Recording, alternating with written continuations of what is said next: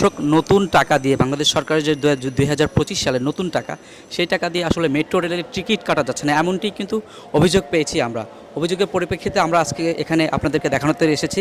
আমরা কিন্তু সরেজমিনে আপনাদের টিকিট কেটে দেখিয়ে দিচ্ছি আসলে নতুন যে টাকার নোট বের হয়েছে, বাংলাদেশ সরকার লঞ্চ করেছে, সেটি দিয়ে কিন্তু টিকিট কাটা যাচ্ছে না।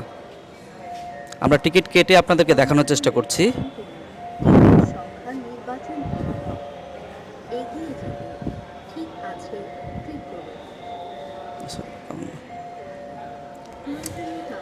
কাওয়ান বাজারের ভাড়া কিন্তু 20 টাকা। সেখানে আমরা 50 টাকার যে নোটটি রয়েছে, নতুন নোট, সেটি দিয়ে আমরা ট্রাই করছি। প্রথমে দেখতে পাচ্ছেন সুপ্রিয় দর্শক, টাকাটা কিন্তু নিল না, বের করে দিল। আপনাদেরকে আবারও দেখাচ্ছি সুপ্রিয় দর্শক, দেখতে পাচ্ছেন আমরা আবারও দিলাম, দেখতে পাচ্ছেন টাকাটি কিন্তু নিল না।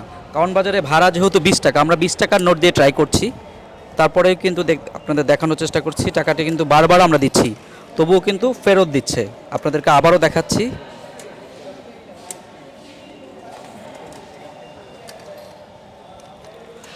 যেহেতু টাকাটি নিল না, আমরা আসলে টিকিটটি বাতিল করে দিচ্ছি।